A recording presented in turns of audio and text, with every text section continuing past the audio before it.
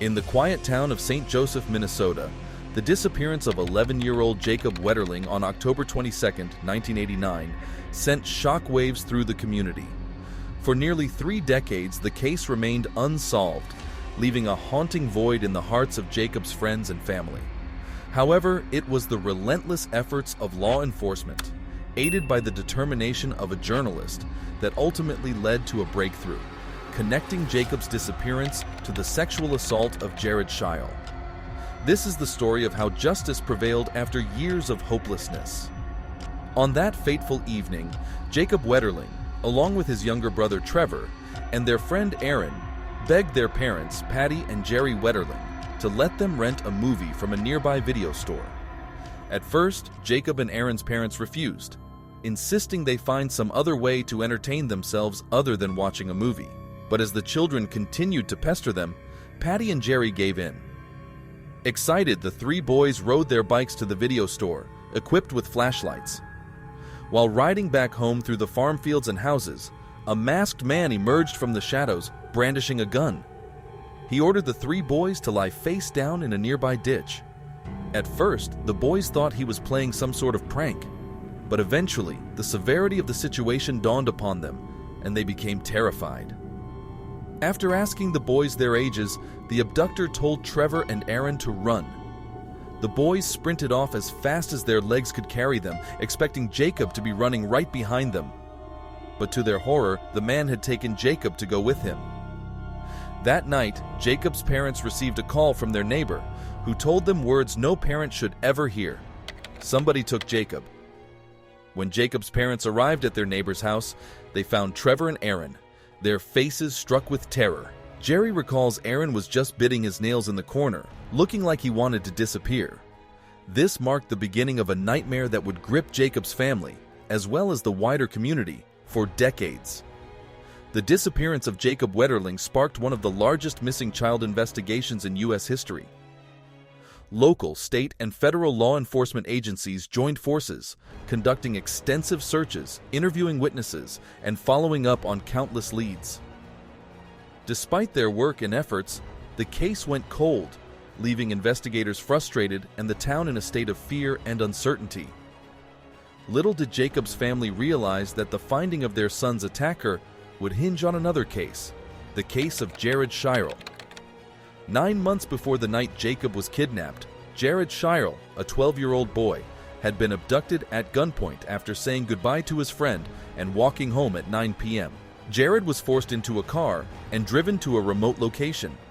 There, he was brutally sexually assaulted, only to be later driven back to his home in Cold Springs, where he was released by the unknown assailant. Before letting him go, the man told Jared, "It's okay to talk about this, but if they come close to finding out who I am, I'll find you and kill you." Terrified, Jared ran home as fast as his legs could carry him, telling his parents what had happened to him. After Jared and his parents reported the assault to police, similarities between his case and Jacob's disappearance were striking. Both incidents occurred in close proximity, targeted young boys, and involved a gun as a weapon. Jared also mentioned a police scanner in his attacker's car and directed them down the route he was driven to the best of his abilities, which was difficult since he was blinded with a hat over his eyes during the abduction. The evidence led police to a suspect, Danny Heinrich, a former member of the National Guard with a history of sexual assault and DUIs. During one stop, police had previously noticed a police scanner in his car, just as Jared had described. During a photo lineup, Jared identified 2 men as his possible attacker. One of the men he identified was Danny, but his uncertainty prevented the police from convicting the man. On December 13, 1989, 2 months after Danny's disappearance, FBI agents have Jared describe his attacker to draw up a sketch. The sketch looked similar to Danny, and he was brought in by the FBI for questioning. Danny had no alibi for the night that Jared was assaulted, nor the night that Jacob went missing, helping officers get a search warrant.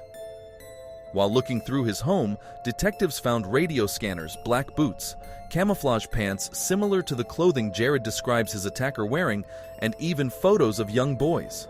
The police let him keep the photos and made no further move. In 1990, the FBI matches fibers from Jared's snowsuit to a fiber sample from Danny's car. The FBI interrogated Danny, trying to appear as if they had more evidence than they did in order to provoke a confession out of him. Danny denies everything, and eventually, the FBI is forced to let him go. After not only the assault, but the long and tiring series of police and FBI interviews, Jared became emotionally exhausted and wrought with anxieties. One day, while being questioned in great detail about his violent sexual assault by law enforcement, Jared broke down in tears. His parents decided that they no longer wanted Jared to have any involvement with this investigation, and the questioning was over. In order to bring Jared away from the pain and humiliation he was experiencing, being known as the boy who was assaulted in his small town, his parents moved 20 miles away to Painesville, Minnesota, in search of a more peaceful life. Years turned into decades, and hope of convicting the man who kidnapped Jacob and assaulted Jared began to fade. However, roughly 20 years later, a significant breakthrough occurred.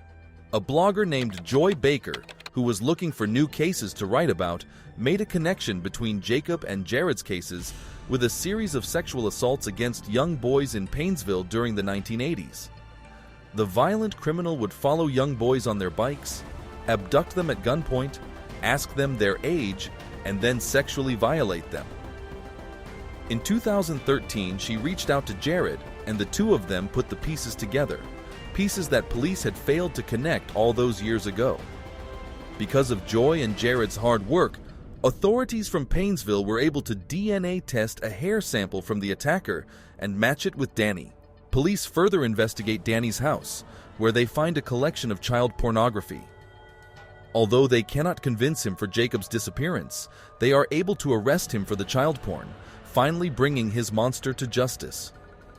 Determined to find out what happened to Jacob, investigators struck a deal with Danny, offering to drop all but one of the child porn charges, in exchange for the truth about what happened to Jacob Wetterling. Although this deal seemed to be allowing Danny escape the full brunt of the law, investigators believed it was the only way to finally uncover the truth. Danny took the deal and admits to the murder of Jacob Wetterling, saying he shot Jacob in a panic when he saw a police car patrolling nearby. Danny further admitted to the sexual assault of young Jared all those years ago. His chilling admission revealed a dark and twisted individual who had evaded justice for far too long. The case also highlighted the importance of community involvement, media attention, and the tireless dedication of law enforcement in solving cold cases.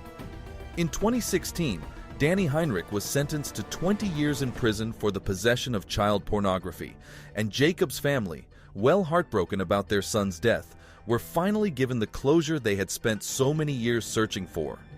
The disappearance of Jacob Wetterling and the sexual assault of Jared Scheierl were two separate tragedies that haunted the town of St. Joseph for years. But through the invaluable assistance of one blogger, the connection between these cases was finally unveiled.